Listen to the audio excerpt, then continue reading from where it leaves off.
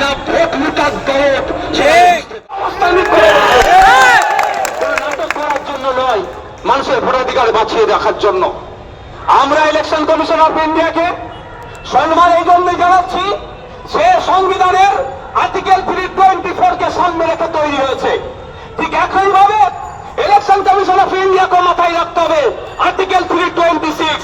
আমরা ভারতীয়, আমাদের ভোটাধিকার ক্ষমতা আছেই আর্টিকেল 326 এর দ্বারাই। যদি কেড়ে নিতে চাই আমরাও কিন্তু চুপ থাকবো না, গণতান্ত্রিক প্রক্রিয়াতে আমরা জবাব দেব।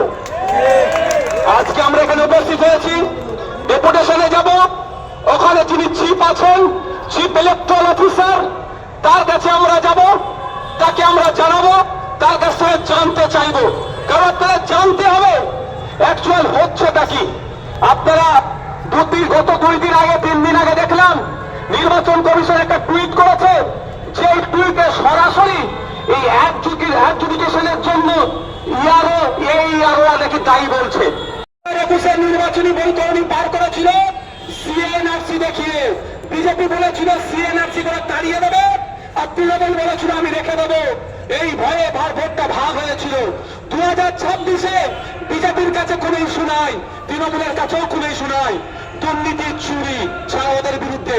সুতরাং এখন ভোটের বৈতরণী পার করতে কি হবে? এসআইআর ভোটের বৈতরণী পার করতে চাইছে, তো তাহলে এটা নাটক হচ্ছে। আমার একটা বার্তা মুখ্যমন্ত্রীর কাছে, গতকাল তিনি নাকি ধর্নায় বসবেন, তিনি বসতে পারেন, আগামীকাল বসবেন, তিনি বসতে পারেন, আমার কোনো ওখানে নাই। অতটুকু অনুরোধ, রাজ্যের একজন দায়িত্বশীল নাগরিক হিসাবে 64 লক্ষ মানুষের হয়ে একটা বার্তা দিতে চাই মুখ্যমন্ত্রীর কাছে, যে পশ্চিমবাংলা সরকারের অধীনে আমরা আছি, আমরা ভোটার পশ্চিমবাংলা সরকারের আন্ডারে। তো 64 লক্ষ ভোটারের জন্য সুপ্রিম কোর্টে একটা মামলা মমতা ব্যানার্জি করুন। যতক্ষণ না পর্যন্ত এই সমস্যার সমাধান হবে, ততক্ষণ পর্যন্ত অন্য কোন নির্বাচন হবে না। আমি বুঝতে পারবো আসল দরদ না ভোট লুটার দরদ, বুঝতে পারবো।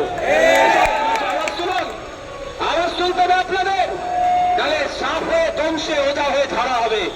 মামলা দেখেছেন মমতা ব্যানার্জি গিয়ে করেছে, ওনার পক্ষ থেকে করেছে, কিন্তু পশ্চিমবাংলা সরকার এখনো মামলা করেনি। এতটুকু মাথায় রাখবেন, পশ্চিমবাংলা সরকারের মামলা করা মানে 10.5 কোটি মানুষের মামলা করা, আর নওশাদ সিদ্দিকীর মামলা করা মানে একা নওশাদের মামলা করা। দুটো মামলার অনেক তফাৎ, তাই মাথায় রাখবেন। আওয়াজ শুনতে হবে যে মমতা ব্যানার্জিকে সুপ্রিম কোর্টে যেতে হবে। এই 64 লক্ষ ভোটারদেরকে বাঁচানোর জন্য রাজ্য সরকারকে সুপ্রিম কোর্টে যেতে হবে।